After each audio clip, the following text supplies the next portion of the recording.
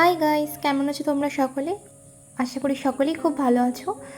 তো অনেক মাস পর আবার ভিডিও ছাড়ছি। বেসিক্যালি আজ হচ্ছে সেপ্টেম্বরের 5 তারিখ, আর এই ভিডিওগুলি হচ্ছে প্রায় 1 বছর আগেকার, মানে 2023 সালে এপ্রিল মাসের ভিডিও। তো তখনও আমাদের গ্র্যাজুয়েশন শেষ হয়নি। এখন বলতে গেলে আমি একজন হচ্ছে প্রাক্তন স্টুডেন্ট, মানে আমার গ্র্যাজুয়েশন কমপ্লিট। হঠাৎ করে ঘরে বসে আছি, ভালো লাগছে না কিছু, ফোন ঘাঁটতে ঘাঁটতে দেখছি আগের সব ভিডিওগুলো রয়ে গেছে ফোনের মধ্যে। তো কেমন যেন একটা নস্টালজিক হয়ে গেছি, আর সবাইকে খুব মিস করছি। বিশেষ করে দার্জিলিং যাওয়াটা হচ্ছে আমার জীবনে প্রথমবার। তো বাবা মার সাথে তেমনভাবে কোথাও ঘোরা হয়নি। ঘুরেছি, পুরী টুরি ঘুরেছি, কিন্তু আমার বাবা যেহেতু ব্যবসার কাজে থাকে, তো সেহেতু বাবাকে নিয়ে অনেক জায়গায় ঘোরাই হয়নি।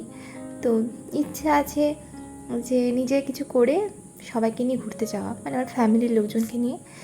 তো আমি খুবই এক্সাইটেড ছিলাম যখন আমাদের কলেজ থেকে ঠিক করা হয়েছে এক্সকারশনের জন্য আমরা দার্জিলিং যাচ্ছি। আর তো সেই উপলক্ষে আমরা 17ই এপ্রিল মেনলি দার্জিলিংয়ে আসি। তো আমাদের এক্সকারশনের আমি যেহেতু আগেই বলে দিচ্ছি, আমি হচ্ছে জুওলজি অনার্সের একটা স্টুডেন্ট ছিলাম। এখন তোমরা বলতে পারো যে ছিলাম, এখন কি তুমি এমএসসি করছো? না না, আমি এমএসসি করছি না। এখন আমি হচ্ছে গভর্নমেন্ট জবের জন্য প্রিপারেশন নিচ্ছি।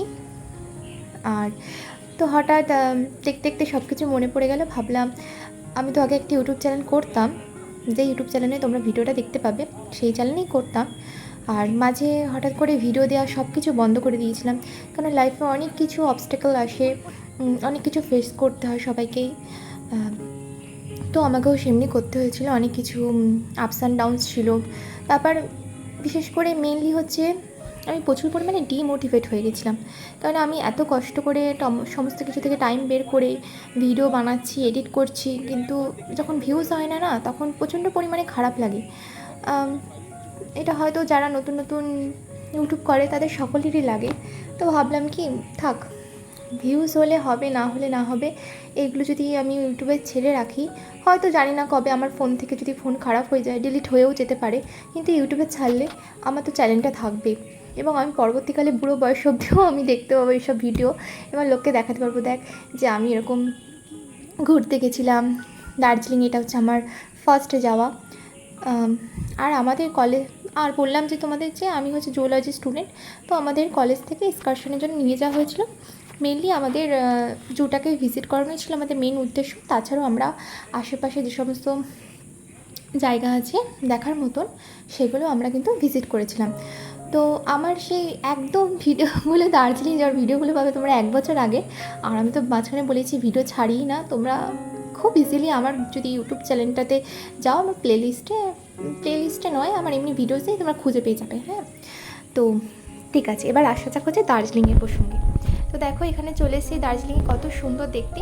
আর আমি আমাদের কলকাতায় যে চিড়িয়াখানাটা আছে সেখানে গিয়েছিলাম। আর সেখানে আমি না কীরকম খাঁচার মধ্যে সমস্ত কিছু বন্ধ বন্ধ রয়েছে, তারপর হচ্ছে পশু পাখিকে দেখে বলে মনে হচ্ছিলো না খেতে পায় না, রোগা রোগা, তো কেমনটা লাগতো। কিন্তু যখন আমি দার্জিলিংয়ে আসি, দার্জিলিংয়ে এই জুটার নাম হচ্ছে Padmaja Naidu Himalayan zoological park. হ্যাঁ, তো এইখানটা যখন আসি, তখন এই যে পশু পাখিগুলোকে দেখছি একটা বড় জায়গার মধ্যে তাদেরকে রেখে দিয়েছে, এবং তারা যথেষ্টই হেলদি এবং সুস্থ স্বাভাবিক দেখে মনে হয়েছিল। তো আমাদের মানে মেনলি এক্সকারশনের কাজ ছিল যে একটা নির্দিষ্ট কোনো অ্যানিমালকে চুজ করা, এবং চুজ করে তার উপর একটা স্ক্যান এবং ফোকাল স্যাম্পলিং করা। তো তোমরা আমার ভিডিওতে দেখতে পাবে, সেগুলো আমি অনেক কিছু শেয়ার করেছি, খাতায় লিখছিলাম আমরা। তো আমাদের গ্রুপ অনুযায়ী ডিভাইড করে দেওয়া হয়েছিল। আমার গ্রুপে আমি 3জন ছিলাম, আমি ছিলাম আর 2টো ছেলে ছিল। তো আমাদের জুওলজি অনার্সে যে, মানে আমাদের ডিপার্টমেন্ট কলেজ, আমি চন্দননগর কলেজে পড়তাম, তো সেই কলেজে জুওলজি যে ডিপার্টমেন্ট ছিল 3rd ইয়ারে, মানে তখন 6th সেমে যখন পড়তাম তখনই আমি এখানে গিয়েছি। তো তখন সেখানে স্টুডেন্ট ছিল মাত্র 13 জন। তো সেই অনুযায়ী এই কজন স্টুডেন্টের মধ্যে ডিভাইড করে দেওয়া হয়েছিল। তো আমার গ্রুপে 3জন পড়েছিলাম। আর আমরা মেনলি কিন্তু এই অ্যানিমেলটার নাম হচ্ছে সাম্বার ডিয়ার, এটাকে উপরই আমরা স্ক্যান স্যাম্পলিং এবং ফোকাল স্যাম্পলিং করেছিলাম। তো তোমাদের বললে হয়তো বুঝতে পারবে, স্ক্যান স্যাম্পলিং হচ্ছে যে একটা নির্দিষ্ট টাইম অন্তর অন্তর, মানে 2, 4, 8, 6, 10 মিনিট অন্তর অন্তর প্রাণীটা কী করছে সেটাকে অবজার্ভ করা। এটা হচ্ছে তোমার স্ক্যান স্যাম্পলিং এবং সেটাকে নোট ডাউন করা। আর ফোকাস স্যাম্পলিং হচ্ছে একটা নির্দিষ্ট টাইম ব্যবধানে, ধরো হচ্ছে সে মানে 1 মিনিট থেকে 10 মিনিট অবধি প্রত্যেক টাইমের মধ্যে সে কী করছে সব কিছুকেই নজর রাখা। মানে মেনলি হচ্ছে দুটো, এক কথা যদি বলি মানে একটা টাইমের অন্তরে বা ব্যবধানে একটা প্রাণী কী করছে সেটাকে অবজার্ভ করা এবং লিখে রাখা হচ্ছে, এটাই হচ্ছে মেনলি আমাদের প্রজেক্টের কাজ ছিল। তো আমরা এই দেখো প্রজেক্টের কাজ করছিলাম আর তার সাথে সাথে আমরা জুটাকে ভিজিট করছিলাম।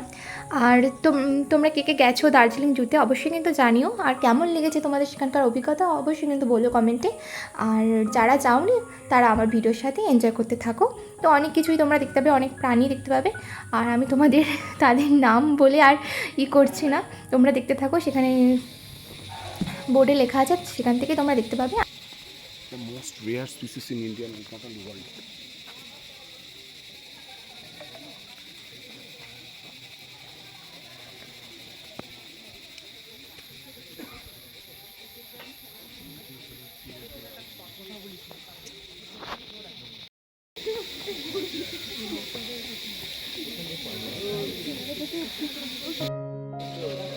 মানুষ খাওয়ার জন্য ভাড়া ভাড়াই হচ্ছে।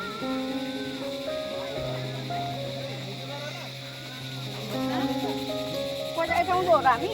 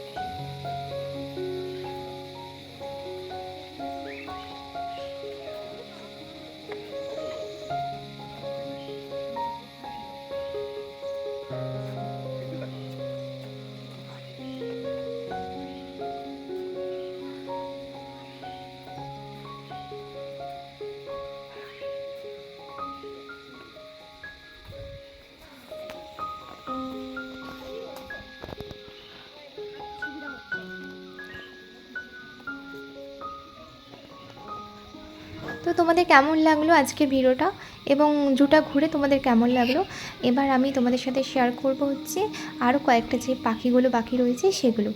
তো এখানকার মেনলি দৃষ্টি আকর্ষণীয় জিনিস হচ্ছে রেড প্যান্ডা। তো রেড প্যান্ডা হচ্ছে একটা এন্ডেঞ্জার্ড অ্যানিমাল, যেটা মেনলি পাওয়া যায় কিছু কিছু ইন্ডিয়াতে পাওয়া যায়, চীনে পাওয়া যায়, নেপালে পাওয়া যায়, ভুটানে পাওয়া যায় আর মায়ানমারে পাওয়া যায়।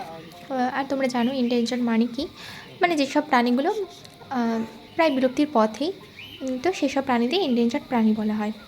তো আর কিছু কিছু অ্যানিমেল রয়েছে সেগুলো আমি তোমাদের সাথে শেয়ার করব।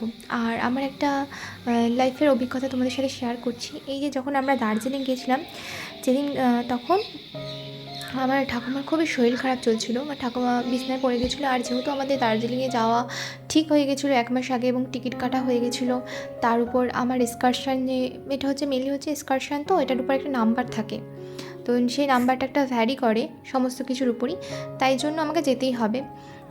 আর এক্সকারশনের টাকাটা আমার মেনলি এসেছিলো হচ্ছে আমি স্কলারশিপ পাই, স্বামী বিবেকানন্দ স্কলারশিপটা পেতাম, তো সেই স্কলারশিপ থেকে আমার এই এক্সকারশনে যাওয়ার টাকা সমস্ত কিছু জোগাড় হয়ে গেছিলো।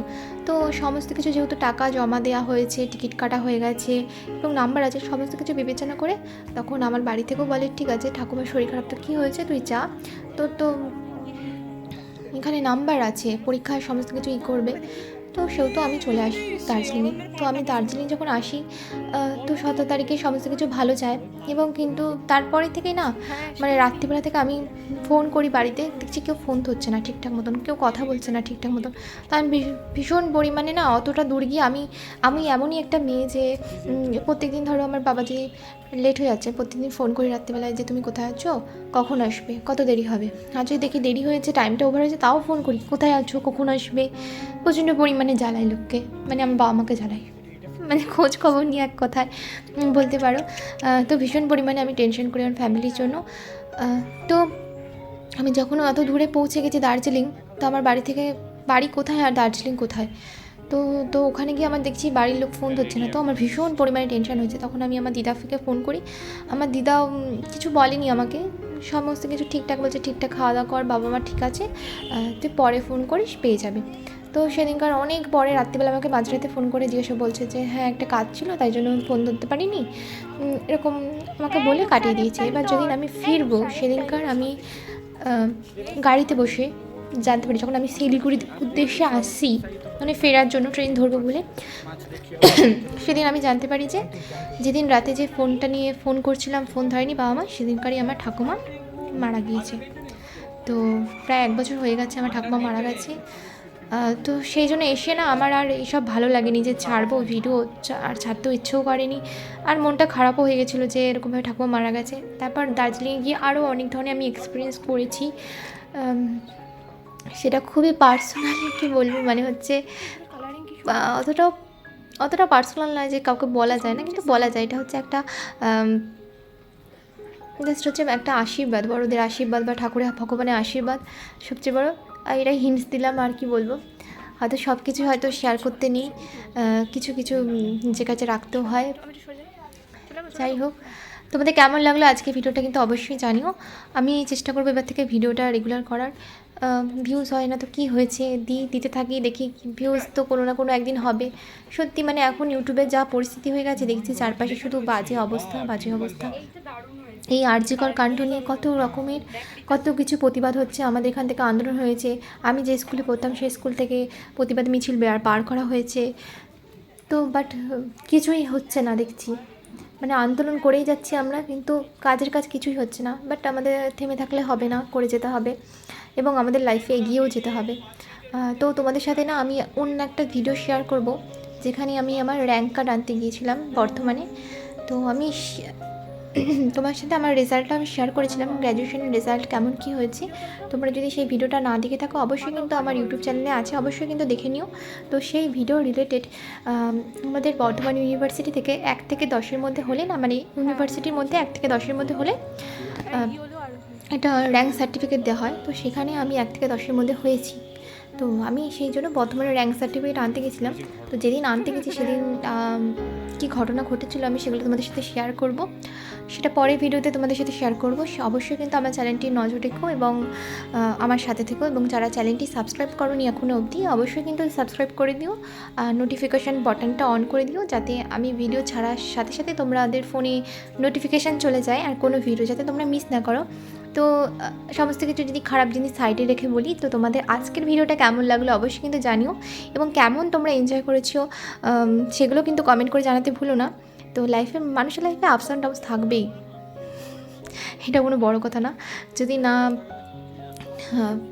মানে ওঠাপড়া যদি না থাকে তাহলে বুঝতে পারবো না যে সুখ কাকে বলে, তাই না? মর্মটাই বুঝতে পারবো না। যদি সারা জীবন যদি সুখী থাকি, কখনো বুঝতে পারবো না যে আসলে সুখটা কী, মানে সুখটা কতটা জরুরি মানুষের ক্ষেত্রে। যেমন রাতের ক্ষেত্রে যদি একটা যদি আমি টর্চ লাইট জ্বালাই তখন আমরা একটা আলোর মূল্য বুঝতে পারি কতটা মূল্যবান, তেমনিও আমাদের লাইফে দুঃখও থাকবে, সুখও থাকবে। তো এরকম তো লেগেই রয়েছে। তো আমার জীবনেও ছিল এই একটা বছর যে খুব ভালোভাবে গেছি কলেজ শেষের পর, তা কিন্তু একদমই নয়, অনেক খারাপ গেছে। পুজোতে তো এমনও হয়েছে আমি ইঞ্জেকশন খেয়েছি, মানে পুজোর আগে আগে আমি 3 বেলা করে ইঞ্জেকশন খেয়েছি, এমনও হয়েছে।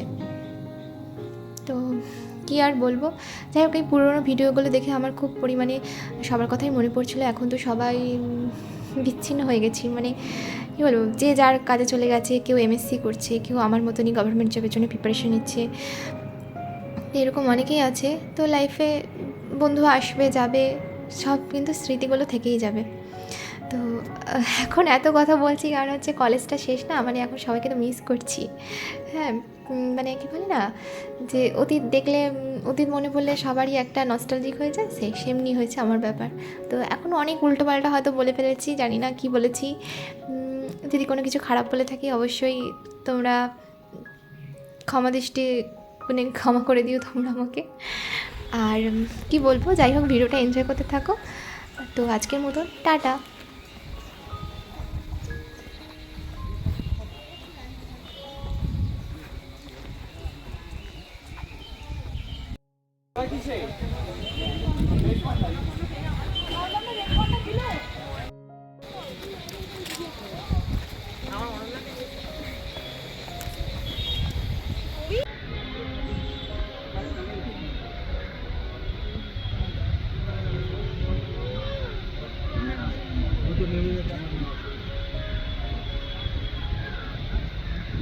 হ্যাঁ, কোথায় কেন আমার বলতে যাবে না? এই অত ভালো আসছে না তো।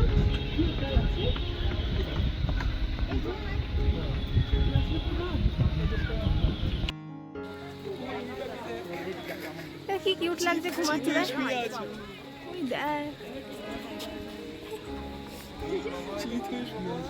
নিচে নামে না, নিচে নাম না।